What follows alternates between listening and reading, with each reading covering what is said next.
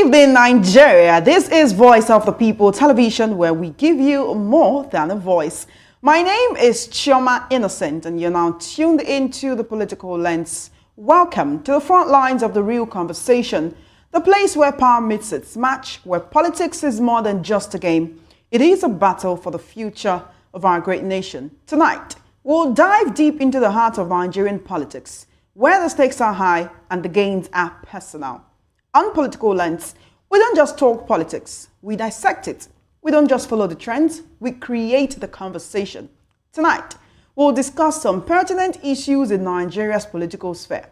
First up, former Secretary to the Government of the Federation, Babachir Lawal, has said that some governors and top members of the All Progressives Congress APC are quietly supporting the opposition coalition ahead of the 2027 elections.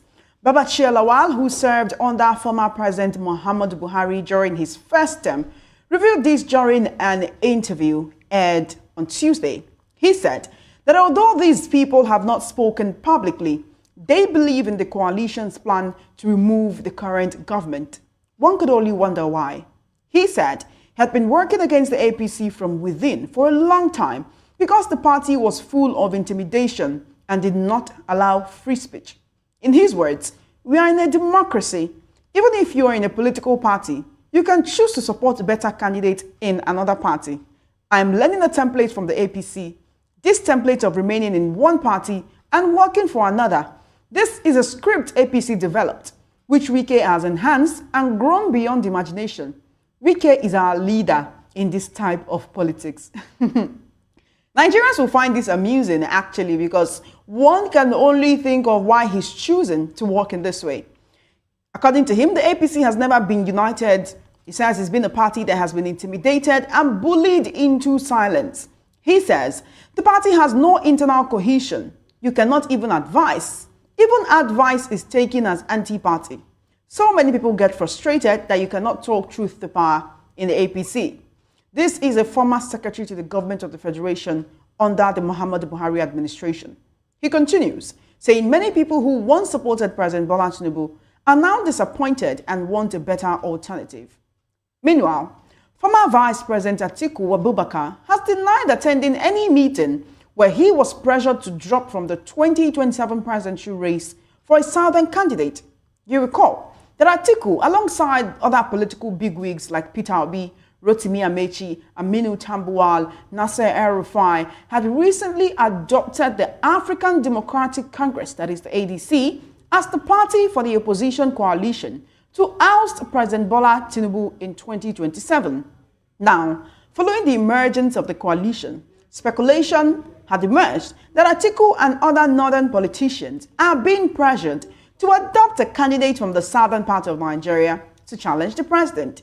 But reacting in a statement, Atiku's media office stated that such reports are not only false, saying they are laughably desperate.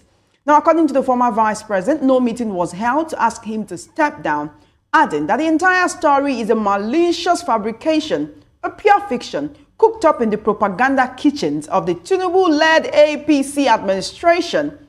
In another development, the 2020 presidential candidate of the Labour Party, Peter Obi, has responded to the allegations that he worked for a former head of state, the late General Sani Abacha. In a post on X, formerly called Twitter, on Wednesday, Obi released a document from 1996 to debunk the allegation that he worked for the military leader who ruled Nigeria from 1993 until his death in 1998. Reno Omokri, who's a critic of Peter Obi, had accused him of working with the former head of state. In his words, if Peter Obi tries to act like a saint, I will release the documentary evidence. He met with Abacha personally. This was according to Reno Omokri in a video posted on Thursday, July the 3rd. But the former Anambra State governor released a document to clarify his position. This document, released by Obi, titled Appointment as Co-opted Members of the Task Force on Port Decongestion, was dated April 24, 1996 and signed by the then Minister of State for Finance, Abu Gidado. Anyway, these are the issues we'll be discussing this evening. We'll go on a short break, and when we return, I'll be joined virtually by my guest, Honorable Sunday Moses Oladakbo of the ADC. He was a House of Assembly candidate in the last election and also one of the leaders of the ADC in Ikorodu and Lagos State in general. We'll take a short break, and when we return, you're still watching The Political Lens on Voice of the People Television. Stay tuned.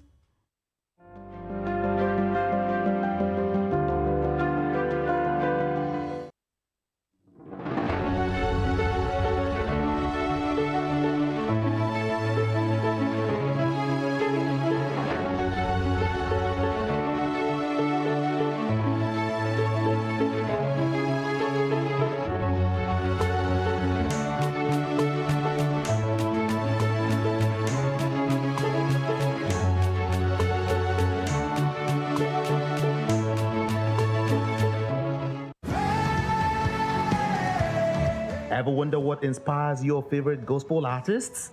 Explore and discover the rich heritage of continental gospel music and how this transformative journey has evolved and shaped cultures around the world. As we dig deep into archival treasures, feel the energy in our praise jam, Gospel Fusion on Voice of the People Television. Tune in this Sunday, 3 to 4 p.m. and be part of a transformative experience that uplifts and inspires. Join us as we explore the transformative power of gospel music and its ability to uplift spirits and unite hearts. Tune in this Sunday, 3 to 4 p.m. on Voice of the People Television. Gospel Fusion. Let's fuse our hearts in praise and joy.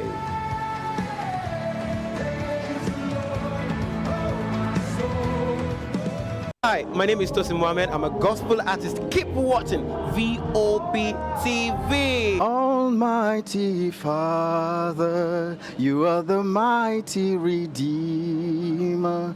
We've come to worship at your feet, oh Lord.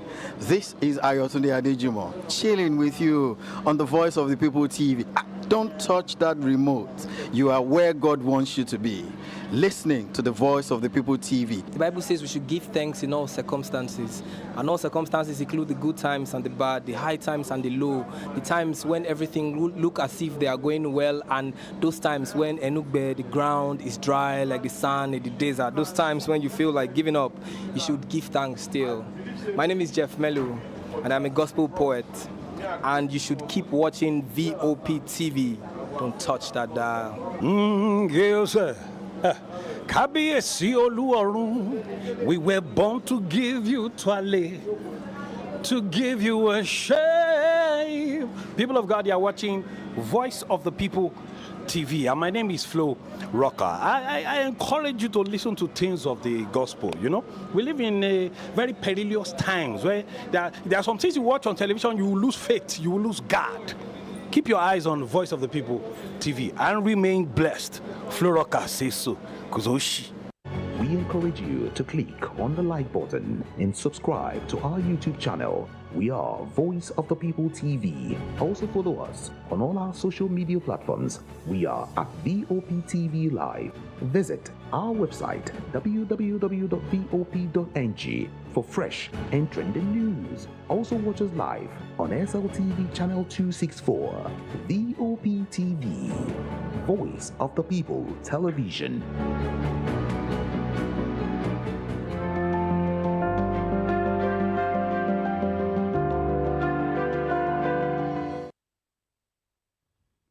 Welcome back. You're still watching The Political Lens right here on Voice of the People Television. Now, in the midst of political permutations and machinations taking place ahead of the general elections, which will be a moment of truth for many Nigerians come 2027, since the coalition of opposition leaders adopted the African Democratic Congress, that is the ADC, as an official platform to contest the 2027 presidential election against President Bola Tinubu, there's been an influx of political actors into the party. Some are leaving their party. They've not yet joined the ADC, but then They are leaving the APC and leaving the PDP. Some have been leaving the Labour Party, joining the ADC. Some are leaving the PDP to join the ADC. Now, the coalition, which is being led by former Vice President Atiku Abubakar, former Senate President David Mark, former Interior Minister Rauf Aregbesola, former, that's 2023 Labour Party presidential candidate Peter Obi, and the former governors of Rivers and Kaduna State, that's Rotimi Amechi and Nasser El-Rufai, among other bigwigs from the PDP, the Labour Party, the SDP. All of these people came together on July the 2nd to adopt the SDP. The question now is that the leader of the Kwankwasiya movement, who's also 2023 presidential candidate of the New Nigeria People's Party, NNPP, Rabiu Musa Kwankwa. So where does he stand? He's currently in the center of attention in the country's political space as opposition leaders and the ruling party are battling for his membership. Anyway, I'm now being joined by my guest on the program this evening, Honorable Sunday Moses Oladapo of the ADC. He was a House of Assembly candidate in the last election. He's also one of the leaders of the ADC in Ikorodu and Lagos State in general. Thank you so much for joining me this evening, Honorable. I do appreciate you. Yeah, thank you very much. And I really wish I will make it up to the studio today, but I believe we'll still have a nice time. Thank you, Lagos Nigerians, for having me. And we did expect you to be here live, but I mean, it's better to have you this way than never. Let's quickly get into the crux of the matter this evening. Former Secretary to the Government of the Federation, who served under former President Muhammad Buhari, I'm talking about Babachir Lawal, has said that some governors and top members of the APC are quietly supporting the opposition coalition, that's the ADC. Ahead of 2027 elections, he goes ahead to say that these people have not spoken publicly, but they believe in the coalition's plan to remove the current government. He says he's been working against the APC from within the party for a long time because the party is full of intimidation. The party doesn't allow free speech. According to him, in fact, he's learning that template from the APC of being in one party and working for another. He said this is a script the APC developed. Wike has enhanced it. It has grown beyond imagination. So he's also learning that. From what he is saying, is there any action taken by Babachir Lawal, at least in the past 1 year, show that he was working against the APC from within? Let's start from there. Like he said, APC has been known to do that. You know, they are doing that through Mr. Wike, who is in the PDP and killing the party itself. And now that PDP has its carcass thrown out now, I believe that the likes of Babachir Lawal we now come up with more confidence within the APC to do likewise the same thing. Now, this is politics. Anything can happen, and anything is happening. And, you know, everybody has a common goal. That's to stop this this present administration that have make everything very difficult for Nigerians. And so it's like even the enemy of your friend is now your friend. That's how it looks like now. That's how it looks like now. But let's also take a look. He is not the first person who's jumping ship, leaving the APC, even if he hasn't aligned with any political party as at this moment. How come they become much more vocal when they are no longer a part of the APC? Is it just intimidation? Is it that, oh, these people they had their hands in the broth, but now they can no longer partake from whatever largesse is coming from the APC, so they are able to be more vocal? Being vocal now has nothing to do with either they are in APC or they are no longer in APC. Let's look at the example of El-Rufai, who even while he was still in APC had shown that he is not longer comfortable with the happenings in that party. So I think the additional boldness came from the multiple interests to now come together. So that is what will actually bring the additional interest to the parties or to the individuals in the parties. So I believe we are going to see more of this because this is just in fact the coalition has not taken flight. It's just warming up. Yesterday or today, I think the new National Secretary, in terms of Aregbesola, met with some Labour Party shifting in Lagos. And I'm telling you, the coalition is just warming up. In the next 2-3 months, we're going to see many people come out to tell us even they are not leaving that party, but they're going to work against that party. I'm telling you. All right, then we'll see people leaving the party and working against the party. I want to quickly talk about Atiku saying that no one is pressuring him to step down for a southern candidate. Of course, you heard Peter Obi last week saying if he becomes president, he will do just one term so that power, due to the unofficial power rotation agreement, power can go back to the north. Quite a number of people, Nigerians, believe that Atiku should step aside and play the role of a big brother, bring someone like Peter Obi to the front so that he can be the presidential flag bearer of the ADC. The Labour Party seems to want to leave him stranded by trying all means to push him out of the party, saying he cannot have one leg inside the Labour Party and one leg in the ADC coalition. But here is the thing. Former Senator David Mark has come out to let us know today that he's not favoring any candidate, not Atiku, not Obi, not anyone. A lot of Obi supporters who joined him when he was the presidential candidate of the Labour Party under the umbrella of the Obedient are saying they will support the ADC only if Peter Obi is the presidential candidate of that coalition. Now that the coalition is saying they will not, absolutely not favor Peter Obi over anyone else in that coalition. I mean, what's your take on that? And really, is there any chance for him? Two things are there. As a leader of the ADC, all on the Nigerian that is also going through what every Nigerians are going through. I think the first interest that I believe everybody should have is to change the government in power. That's the number one first interest. Now, the second interest is now going to be the selflessness of the politicians. Some people believed Peter Obi has a chance if Atiku will give him full support. And some people also believe that Atiku has a chance if Peter Obi will give him full support. Now, that now comes to the idea of the party. I, as a person, talking to our members today, we've told them, let us see the programs that all the major contenders we have before we decide who to support. So it is still too early for the supporters of a candidate to be telling us that it is either him or nobody. I think it's too early because unless if the interest of the coalition is not about Nigerians, if this coalition is centered on Nigerian and the progress of Nigeria, and to have a new the present cankerworm there to leave the place, then I think we should not be talking about who the cap fits now. What we should be talking about is how to make the party strong, how to improve what ADC had before, to ensure that all the polling units have representations, and to ensure that we have, we have a very good footing at the locals, at the ward, at the polling unit, and everywhere. Immediately that is done, then we can now be coming but if we are starting with this option that I want to flag the party, you have to step down for me, then that's going to scatter the coalition at the formation stage. As much as that is the case, and as much as the leader of the party right now, David Mark, is saying he doesn't favor any other candidate, wouldn't it make sense to actually field the candidate that has a very large support base based on the 2023 elections and the kind of support that these candidates amassed? I'm talking about those people who are part of the ADC coalition who were able to get upwards of 6, 7, 8 million votes in the last presidential election. I mean, wouldn't it make sense to field the person or the people with utmost support in the last election, as much as they do not want to be biased or he doesn't want to be seen to be partial? Well, it's in two ways. The question you ask me now is in two ways.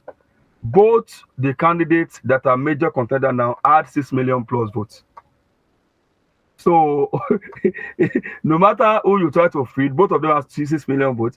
And what they need to do, or why they need to understand, the reason why they need to understand that if two of them can actually work together, then we are sure that at least we've gotten close to 12 million in the kitty. The present president won with about just 8 million. So, and that will make a lot of sense than each other one using their personal ego to scatter the coalition.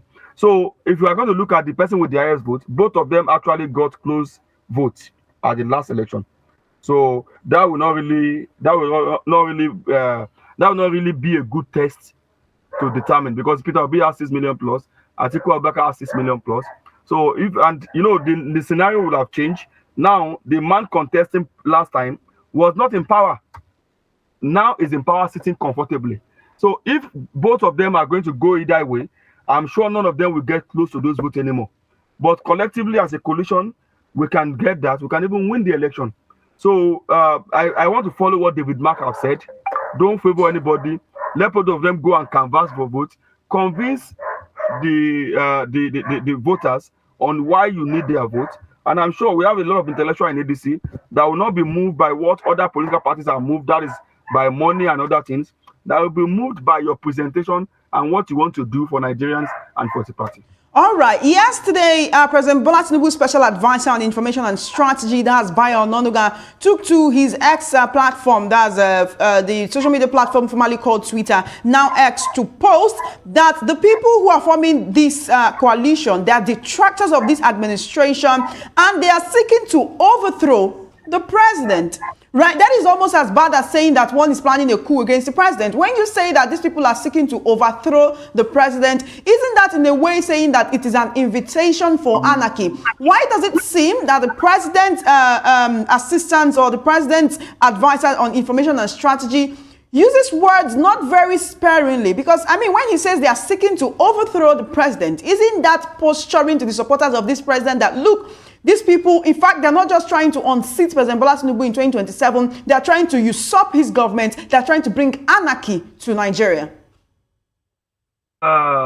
This is politics. We in the field are not perturbed by such words. Honorable Sunday, is it politics for the Nigerians? A lot of people will go to the polls on July 12th. That's on Saturday. I was on a radio show earlier today, and you know, I was talking to Nigerians, and many of them said they will not go out to vote because of what they experienced in the 2023 elections: voter intimidation, violence, ballot box snatching. A lot of people were slapped. A lot of people were hit. People literally experienced physical assault when going out to vote. So we've seen this kind of utterances turn into situations like that. Should we really not be taking it serious? Well, sincerely speaking, let me go again. As politicians, you know, we like, if you remember in 2014, the APC then told us that they're going to run a parallel government against the PDP government. So utterances like these are global, just to eat up the polity and sometimes to make your opponent to shiver. But we are not moved by such words like they want to usurp the governors, they want to overthrow. No, everything we are doing is going to be democratic through the democratic means. And we are talking about violence in election. There have been issues that the July, like today now, we've been talking to a lot of people on the need to come out. But because of the attitude of state governments, if you look at local government election, you will see that 99.9% of state governors in Nigeria will ensure their party clear 100%. So people are tired to the local government election is not even about the violence per se, because most times at LG election they don't vote. Most of the states just write results. So people are tired to go and waste their time on the queue. So July 12 will not be different to that until we can have INEC take up that function and probably vote through other means. So the words by the spokesman for the president is not moving us, because we expect them to say more. We expect them to cry more, but it's not an issue at all. We are ready to do every democratic means to ensure that Nigerians have good governance. That's what we are ready to do. So either he's talking about overthrowing the government, we are not military men, we are not coming with guns, we are going to just be on the queue and ensure that we vote in our people and our votes count. That's what we are going to do in 2027 by the grace of God. All right, we do know that we have a number of opposition figures right now in this coalition, but there is one person who has distanced himself and talked about setting, according to him, criminal allegations against some people in this coalition and why he will not join them. And I'm talking about the AAC presidential candidate in the 2023 elections, Omoyele Sowore. He says he cannot work with people whose lifestyle is being corrupt. He says that he is against the emergence of this opposition coalition, saying many of the members lack the moral integrity to lead the country, which is also a concern that many Nigerians have. He's saying it's not just the fact that you want to rescue Nigerians. You cannot injure someone and then say, oh, you want to also try to heal that wound. That is where a lot of Nigerians stand right now. As much as many people know that, okay, politicians are not saints, but do you think the opposition coalition should actually be working very, very hard to have people like Sowore, like Kwankwaso be a part of this to make sure that they do consolidate that base ahead of 2027? Do you think this will actually convince many Nigerians that, yes, these people are not just nursing selfish ambitions, but they are after the interests of the average Nigerian? Okay, thank you so much. Let me just dwell a little bit on His Excellency Omoyele Sowore, comrade. The truth of the matter is that many people don't know that corruption are in different forms. Some people believe that corruption is only when you steal money or when you do wrong things. I think Omoyele Sowore need to check a lot of his acts. I remember sometimes 2, 3, 4 years ago when he led the protest at the Eagle Square at the I think yes Abuja. And it's not Eagle Square. I think he led the protest in Abuja, and he alleged in a video that he was shot. And when you look at the video, it was a lie. He was not actually shot. And it was so acted and so easy to understand that he was not shot. That is corruption. That is corruption. I'm just trying to let you know that many people try to believe that only sainthood. When everybody in politics are not saints. They want everybody to believe that. And those that are saints are not coming out. Somebody must play the politics. So the issue of some people that have been stained, I dare us to bring out anybody else outside Jesus Christ that have not been stained in this nation. Yeah. If you lie to if even a lie of 1%, 0% is corruption. And I'm sure that many of them have done that. So if you are telling us that because you not join the coalition, but now can we now talk about the electoral value of Sowore? Then let's look at Kwankwaso. Now, Kwankwaso contested primary election against Buhari in 2014. Buhari was in APC. Buhari was first. Kwankwaso was second. Atiku was third. That is the value. Now, last election, Kwankwaso picked a new party, NNPP. Yeah. And in Kano alone, it crosses over 1 million. That is the value. Now, what has Omoyele Sowore achieved in terms of political numbers? I believe the value of Omoyele Sowore should have been felt even at the last Ondo State governorship election. He should have been able to map up his local government and ensure that he wins that local government hands down. Has he done that? Can we see the result of his polling unit? So if you are talking about people saying that everybody here is corrupt, is this, is that, what is this electoral the electoral value? Because all these things matter in elections. It's not about being saint, being a priest. Because the truth of the matter is that, like Fela says, he said, the priests are enjoying, my people are suffering. So everybody, there's nobody that's going to be Jesus Christ here, for crying out loud. But the more people try to point accusing figures, the more we won't have any solution. It's either you are okay with the governors in power or you want a change. And how do you change it? Can everybody queue behind Omoyele Sowore? Will people be agree? People love to queue behind that? Is your answer yes or no? We need to know. If Omoyele Sowore, and the truth is that if Omoyele Sowore actually has that number, believe it me, he's going to do well because he has less of baggages. And it's going to go against these heavy houses, heavy power. But can he get that? No. The man in South Africa that does a lot and the same pattern with Sowore, he did not even come second in the last election in South Africa. Despite the numbers he had, he did not come second, he did not come third, he came this time fourth or fifth. So we need to understand that there is difference between activism and then politics. There is a wide difference between that.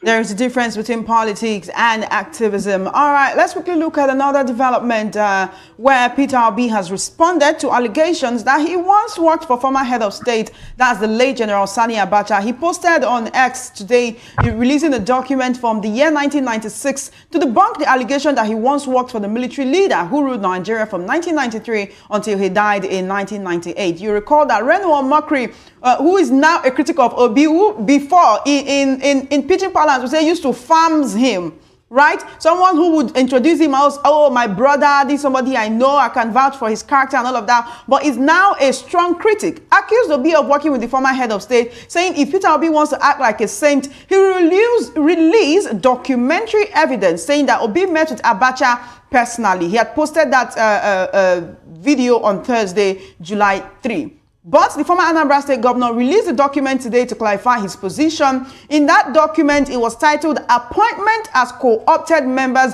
of the Task Force on Port Decongestion. It was also dated April 24, 1996 and signed by the then Minister of State for Finance, Abu Gidado. Why does it seem, right, that certain people who are supporters of this administration can go to any length to discredit the opposition, particularly Peter Obi, because we cannot deny that that is one person whom most of the stones that are being thrown by the current administration are being thrown at him.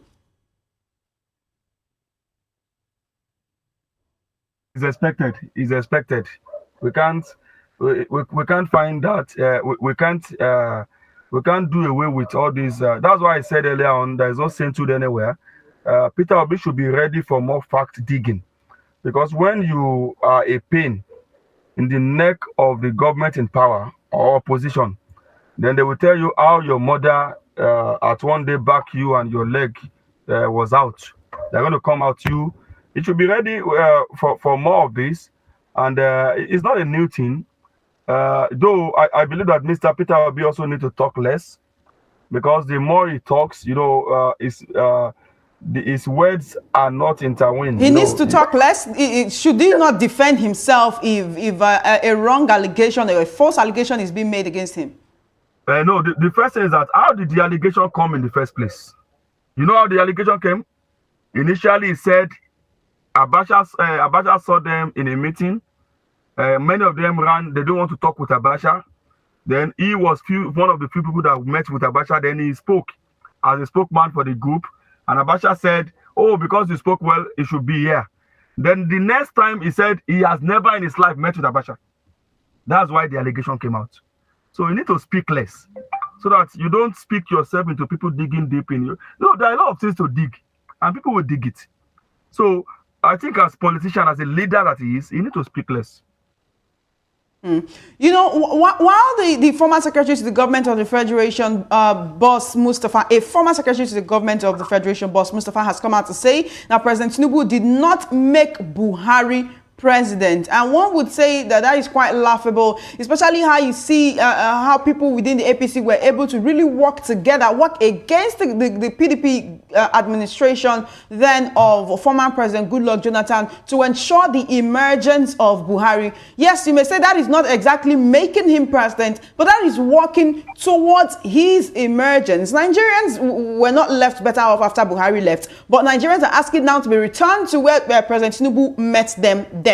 All of these people coming up to spin different narratives of what happened and did not happen in 2015 and then in 2019. I mean, first of all, why is all of this coming up now? And will Nigerians be, is it possible that Nigerians can be deceived again ahead of 2027? You would think that the people now know better and would actually vote along the lines of competence in 2027. Well, competence is to me is a very commonly used word that may not be real. There's nobody, none of the leaders I can tell you is incompetent, because out of 200 million people, to have 1, 2, 5 people are those pinnacle, and you are saying they are incompetent. I think that is a flawed issue. I can't believe that not any of them is incompetent. No. Then number 2 is that if the CPC bloc or the PDP bloc in the APC then are not saying that Tinubu did not make Buhari, then you know Buhari has already won, so that is not an issue. It's already a gone story. But fortunately, in this coalition now, we actually need somebody like Tinubu in this coalition now. Someone that can say that, okay, this coalition will work, I will not contest, I will support somebody, so that we can have a very difficult change. I'm saying difficult change because APC has mastered the game so much that our attempt now to take over power from them in the next election is going to be a very tough challenge. So we need somebody like that in to be one of the leaders in the coalition now, that will now come and tell us, okay, I am laying down myself for this. I'm not going to contest, but I'm going to be spent and be spent. I'm going to work to ensure that this coalition works. So all this story that Buhari tried about 4 times, Buhari decided never to run again. Until, you know, one thing it has shown us is although that no region in Nigeria can single-handedly tell you it can deliver the presidency. No, because Buhari was clicking 12 million votes every election cycle, but he never win. He never won. So it's to tell you that no region single-handedly can tell you that I'm going to take this. No, it's not possible. So if they are telling us Buhari, Tinubu did not make Buhari, that is a story for them to discuss. But presently, what is important is that we need somebody that is selfless like that. That's going to tell us this coalition must work for the purpose of having a new regime through the ballot in 2027, and he's going to stand as a statesman, as a leader, and going to stay back and ensure that we have the results we want. All right, then let's actually come and focus on the ADC coalition. You've been a member of the ADC even before this coalition came on stream. The ADC 2023 presidential candidate Dumebi Kachikwu has been very vocal with his disappointment and dissent with the current leadership of the ADC. He's talking about how it seemed like these people just came from nowhere and took over. He's not very happy. He talked about how he led the party to prominence and why he's the reason a lot of people know about the ADC today. So what actually would be your response to him and to the way he feels about distancing himself from the coalition? Would you say he should actually push his sentiments aside, join hands with the coalition? Or would you say, well, I mean, his time is past, and if he's not going to get with the program, he might as well just be in one corner? Dumebi Kachikwu is a different story entirely. Dumebi Kachikwu, I can tell you, is part of the reason why ADC really lost a lot of ground. I can tell you of the fact that over 70 to 80% of those that were in the Obedient movement that worked with Peter Obi in the last election were with the ADC. Yes, please, you can. That can be verified. They were all with the ADC. And with the like of Moghalu, Monye, they were his people. You know, they came with Monye and Moghalu, and they were in the party. The party was already making waves. But disappointment was that an unknown Dumebi Kachikwu then just came to the primary and swept off everybody. And that led to why many of these guys left the party to the Labour Party. Why they left the party to the Labour Party. So that has been the major issue with the ADC before now. So I can tell you of the fact that even Dumebi made the party unpopular. Because at the time Dumebi was to campaign, he said he had flu.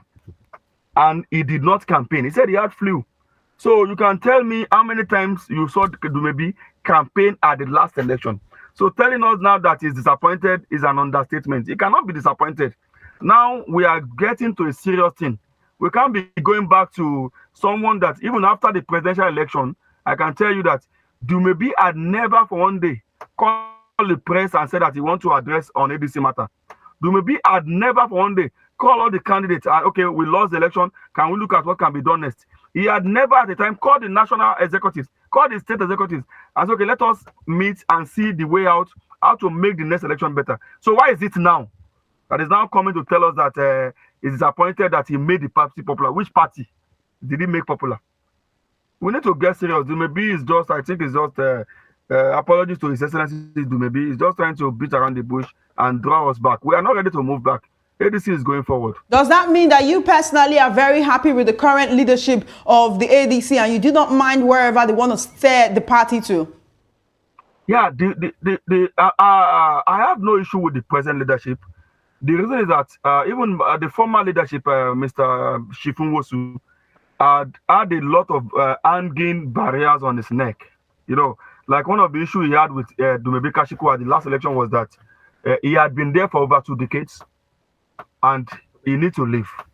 So even to me, his continuous stays there will always tears another wahala.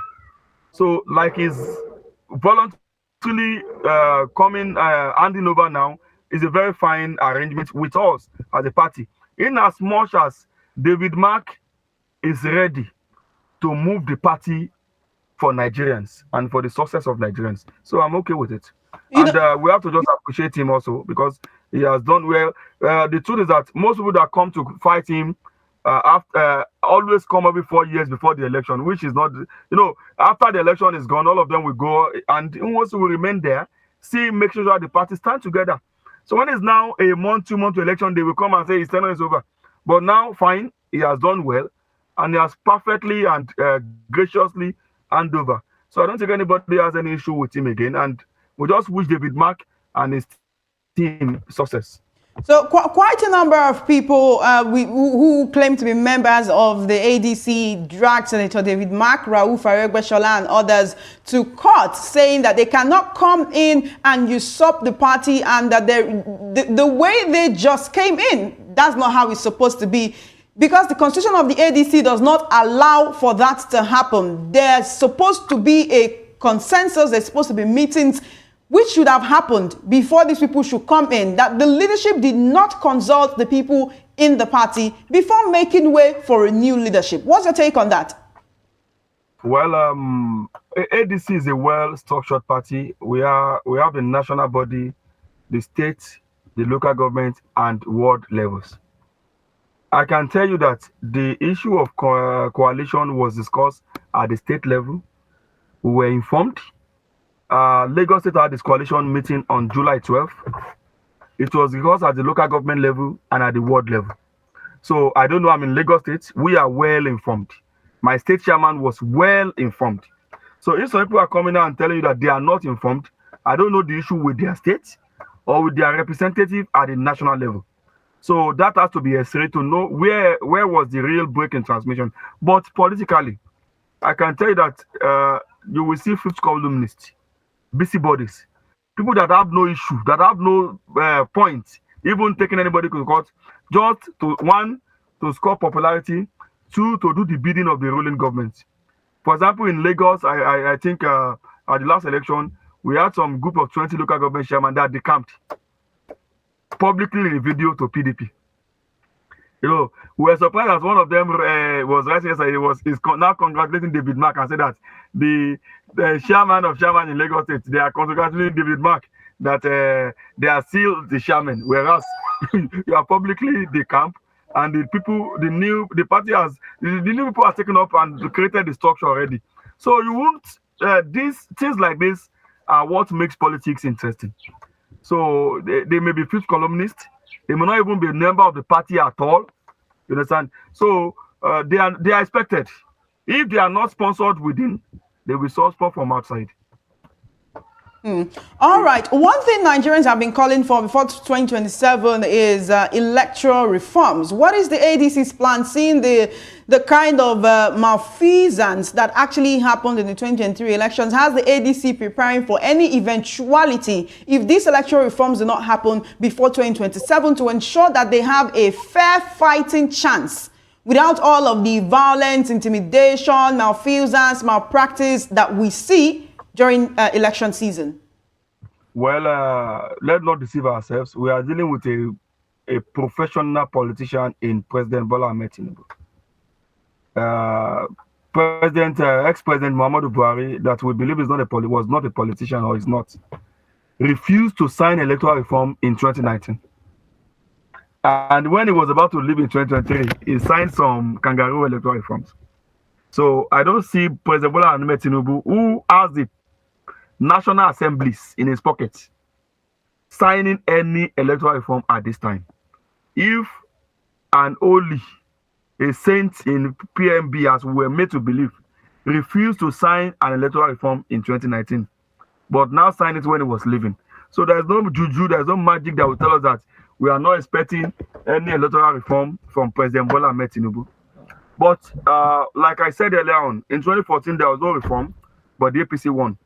So it has to do with our determination, our ruggedness, and our readiness. And then the Nigerian people's tiredness and desire for change. There is no rigor in the world that will rig a vote of 8 million difference. It's not possible. So if we are going to beat the APC in 2027, we have to beat them with a margin that cannot be rigged. And I believe this is possible. Yes. All right, then we have to let you go, Honorable Sunday Moses Oladapo. But I want to ask you a personal question before you go. I just want you to answer this in 30 seconds. Who would be your preferred candidate for the presidential flag bearer of the ADC coalition in 2027? Well, I'll keep my fingers crossed. Thank you so much, Honorable. It's a pleasure speaking with you. Like David Mark. Let me do like David Mark. Okay. Thank you. Thank you so much. Thank you for your time. Thank you for your effort. You ought to be with us in the studio, and we were expecting you, but unfortunately you couldn't get here on time. We see that you actually had to park somewhere to engage in this conversation. We really, really do appreciate you. Thank you so much. Thank you so much. Enjoy the rest of your day, Honorable. Yes, you have been watching the Political Lens and Voice of the People television. Unfortunately, that's all we can take on the program this evening. We've been talking with Honorable Sunday Moses Oladapo, who was a House of Assembly candidate under the African Democratic Congress in the last election cycle. Thank you so much for joining us this evening. We have to go right now, but remember that we'll be back with another episode of the Political Lens, same time, same station tomorrow. The conversation is not over. You can also join us on our other wonderful programs as we continue to strive to bring you a voice. Jerry Apeloi will be up next with the issues. Good evening.